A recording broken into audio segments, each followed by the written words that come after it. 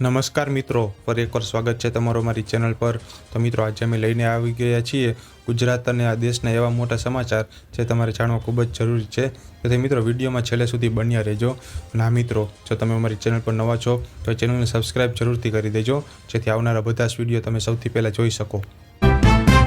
અમદાવાદ ફટાકડા ફેક્ટરી વિસ્ફોટ કેસમાં તપાસ તેજ બની છે। અમદાવાદ જિલ્લામાં ગેરકાયદે ફટાકડા બનાવતી ફેક્ટરીમાં થયેલા વિસ્ફોટ બાદ પોલીસ અને એફએસએલની ટીમે તપાસ વધુ ઝડપી બનાવી છે। અકસ્માતમાં અનેક લોકોના મોત અને ઈજાઓ બાદ ફેક્ટરીના સંચાલકો સામે ગુનો નોંધાયો છે। અધિકારીઓ દ્વારા લાયસન્સ, સુરક્ષા વ્યવસ્થા અને નિયમોના ભંગ અંગે તપાસ ચાલી રહી છે। રાજ્ય સરકારે જવાબદારો સામે કાર્યવાહી કરવાનો પણ નિર્દેશ આપ્યો છે। પોરબંદરમાં 11 મહિનાના બાળકનું અપહરણ થયું છે। અમદાવાદમાં 11 મહિનાના બાળકનું અપહરણ થતાં સમગ્ર વિસ્તારમાં ચકચાર મચી હતી। પોલીસે સીસીટીવી અને ટેકનિકલ સર્વેલન્સના આધારે માત્ર થોડાક જ કલાકોમાં બાળકને સુરક્ષિત શોધી કાઢ્યું હતું। આ કેસમાં 4 આરોપીઓની ધરપકડ કરવામાં આવી છે અને તેમની પૂછપરછ ચાલુ છે। બાળકને સુરક્ષિત રીતે પરિવારને સોંપવામાં આવ્યું છે। સુરતમાં 50 ચિત્તલનું સફળ સ્થળાંતર। સુરતના માંડવી વિસ્તારના જંગલમાં વન વિભાગ દ્વારા 50 ચિત્તલનું સફળ સ્થળાંતર કરવામાં આવ્યું છે। આ પહેલનો હેતુ જંગલમાં જૈવ વૈવિધ્ય વધારવાનો અને વન્યજીવોના સંતુલનને વધુ મજબૂત બનાવવાનો છે। સ્થળાંતર દરમિયાન પશુ ચિકિત્સકો અને વન અધિકારીઓની વિશેષ ટીમ હાજર રહી હતી। વન વિભાગે આ અભિયાનને સફળ ગણાવ્યું છે। ગુજરાતમાં ફોરેન્સિક અને ફિટનેસ કોર્સની માંગ વધી છે। ગુજરાતમાં સાયબર ક્રાઇમ અને નાણાકીય છેતરપિંડીના વધતા કેસોને ધ્યાનમાં રાખીને ફોરેન્સિક એકાઉન્ટિંગ અને ફિટનેસ ફોરેન્સિક જેવા કોર્સની માંગ વધી રહી છે। નેશનલ ફોરેન્સિક સાયન્સ યુનિવર્સિટીમાં મોટી સંખ્યામાં વિદ્યાર્થીઓ પ્રવેશ લઈ રહ્યા છે। નિષ્ણાતોના જણાવ્યા અનુસાર આગામી વર્ષોમાં આ ક્ષેત્રમાં રોજગારીની સારી તકો ઉપલબ્ધ રહેશે। રાજ્ય સરકાર પણ આવા અભ્યાસક્રમોને પ્રોત્સાહન આપી રહી છે। રાજ્યમાં વરસાદી માહોલ યથાવત, ભારે વરસાદની આગાહી કરવામાં આવી છે। ગુજરાતના અનેક જિલ્લાઓમાં છેલ્લા કેટલાક દિવસોથી વરસાદી માહોલ યથાવત રહ્યો છે। હવામાન વિભાગે દક્ષિણ ગુજરાત, સૌરાષ્ટ્ર અને મધ્ય ગુજરાતના કેટલાક વિસ્તારોમાં ભારે વરસાદની આગાહી કરી છે। નીચાણવાળા વિસ્તારોમાં પાણી ભરાવાની શક્યતા હોવાથી સ્થાનિક તંત્રને સતર્ક રહેવા સૂચના આપવામાં આવી છે। ખેડૂતોને પણ પાક અને ખેતી સંબંધિત જરૂરી સાવચેતી રાખવાની પણ સલાહ આપવામાં આવી રહી છે। મુખ્યમંત્રી દ્વારા કુદરતી ખેતી અને જળ સંરક્ષણ અભિયાનને પ્રોત્સાહન આપવામાં આવી રહ્યું છે। ગુજરાત સરકાર કુદરતી ખેતી અને જળ સંરક્ષણને વધુ પ્રોત્સાહન આપવા માટે રાજ્યભરમાં વિવિધ કાર્યક્રમો યોજી રહી છે। ખેડૂતોને ઓછા ખર્ચે વધુ ઉત્પાદન મેળવવા માટે નવી ટેકનિક અંગે પણ માર્ગદર્શન આપવામાં આવી રહ્યું છે। વરસાદી પાણીના સંગ્રહ અને જળ બચત માટે પણ અનેક યોજનાઓ અમલમાં આવી છે। સરકારનો હેતુ કૃષિને વધુ ટકાઉ અને પર્યાવરણ મૈત્રી બનાવવાનો છે।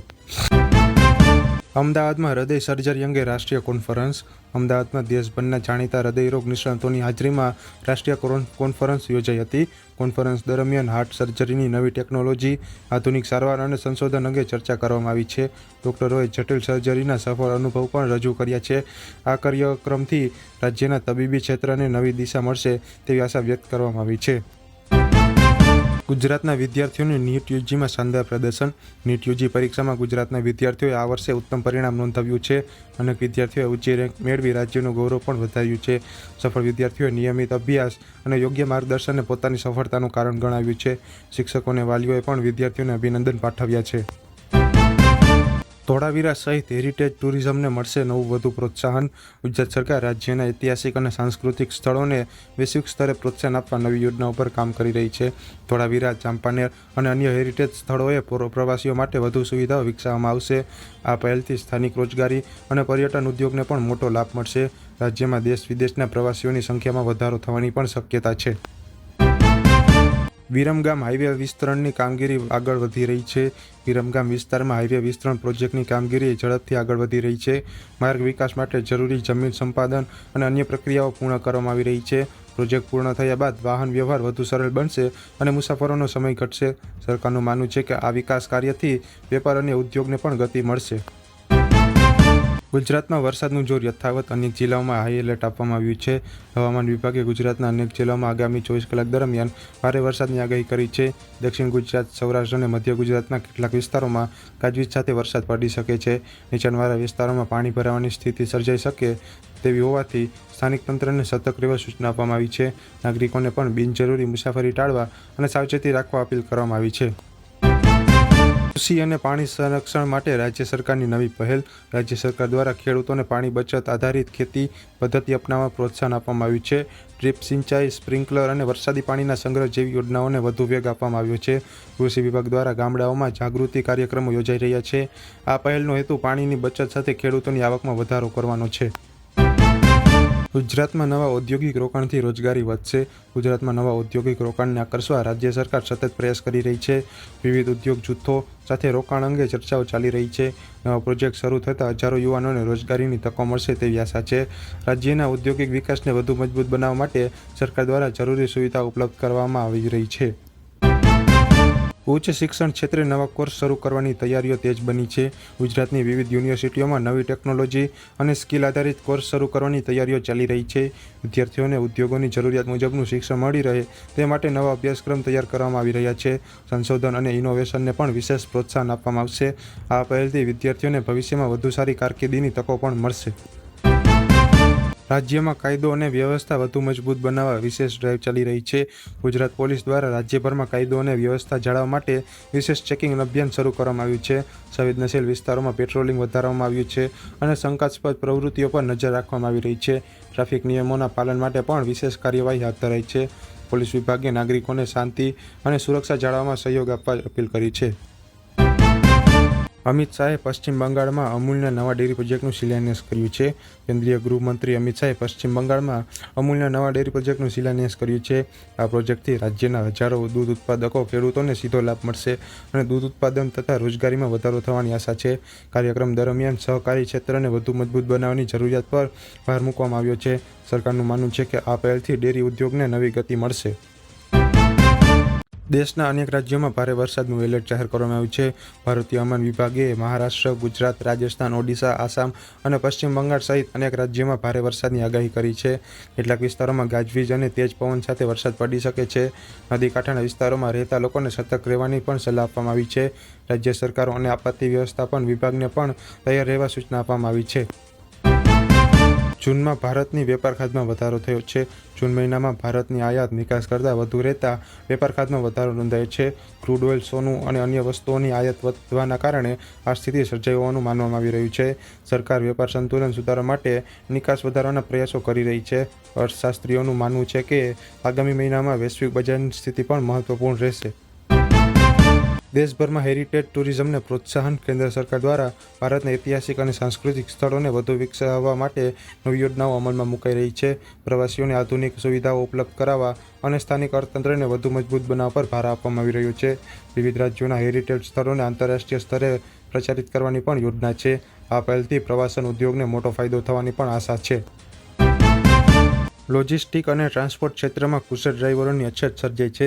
દેશમાં લોજિસ્ટિક અને ટ્રાન્સપોર્ટ ક્ષેત્રમાં કુશળ ડ્રાઈવરોની અછત ઉદ્યોગ માટે પડકાર બની રહી છે.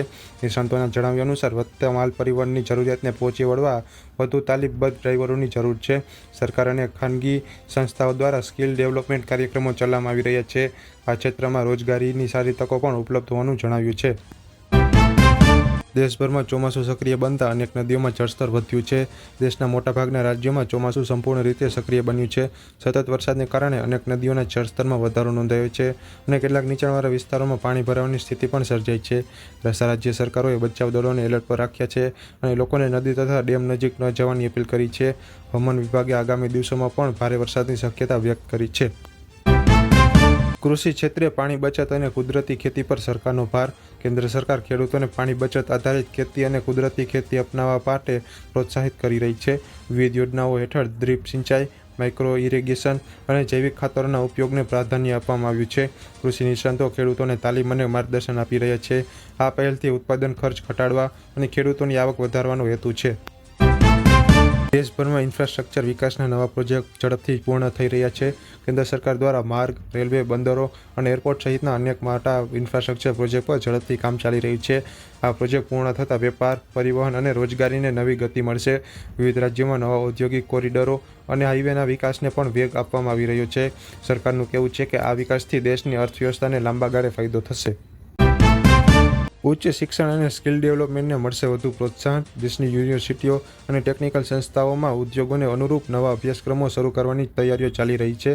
વિદ્યાર્થીઓને રોજગારીલક્ષી શિક્ષણ મળે તે માટે સ્કિલ ડેવલપમેન્ટ પર વિશેષ ભાર મૂકવામાં આવી રહ્યો છે. નવી ટેકનોલોજી, આર્ટિફિશિયલ ઇન્ટેલિજન્સ અને ડિજિટલ ક્ષેત્રના કોર્સને પણ પ્રાધાન્ય આપવામાં આવી રહ્યું છે. આ પહેલથી યુવાનોને વધુ સારી રોજગારીની તકો મળવાની આશા છે.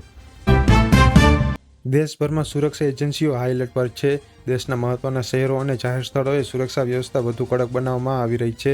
પોલીસ, અર્ધલશ્કરી દળો અને અન્ય સુરક્ષા એજન્સીઓ દ્વારા સતત પેટ્રોલિંગ અને ચેકિંગ હાથ ધરવામાં આવી રહ્યું છે. સંવેદનશીલ વિસ્તારોમાં વિશેષ નજર રાખવામાં આવી રહી છે અને ગુપ્તચર એજન્સીઓ પણ સતર્ક છે. નાગરિકોને કોઈપણ શંકાસ્પદ પ્રવૃત્તિઓ જણાય તો તરત જ પોલીસને જાણ કરવાની પણ અપીલ કરવામાં આવી છે.